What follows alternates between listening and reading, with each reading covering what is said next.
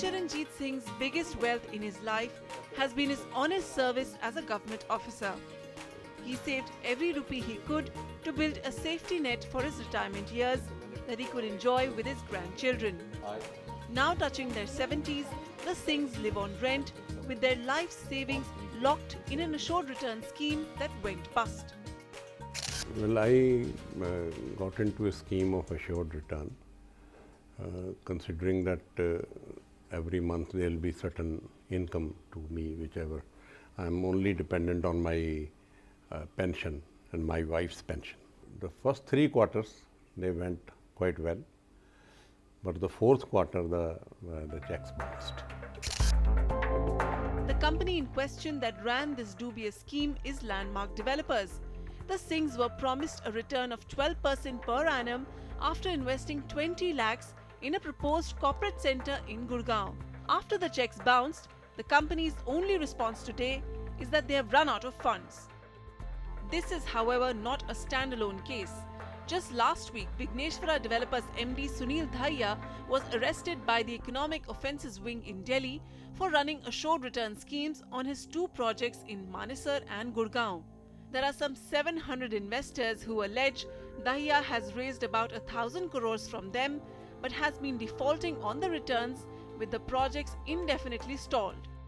After 3 years, when they were supposed to finish the project, they were supposed to also rent it out and give it to you.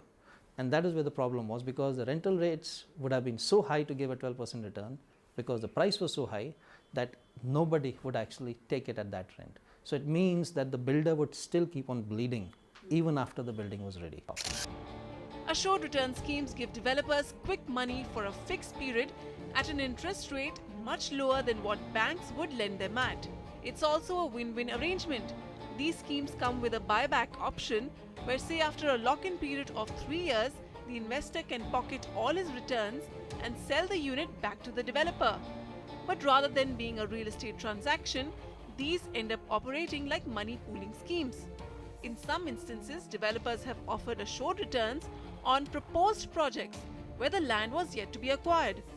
There are cases where the investor is only promised returns and not allotted any unit until the expiry of the scheme.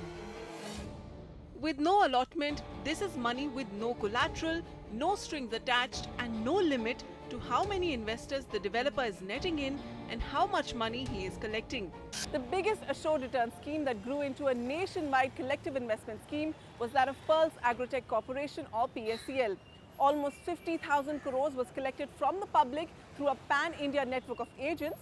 They would buy cheap, worthless land, wait for regulation to change its land use, and then monetize the appreciated value of the land to pay the promised assured returns to the public. Soon the scheme crashed following penal action from both SEBI and the CBI. And market watchers believe many more companies are going to crash and burn and land in SEBI's net, with 8 to 10 companies already unable to service the checks they have issued. So what then are your legal options? You do have the option of going to the consumer court, filing criminal complaint, filing civil suit, filing winding up petitions, going to SEBI as well.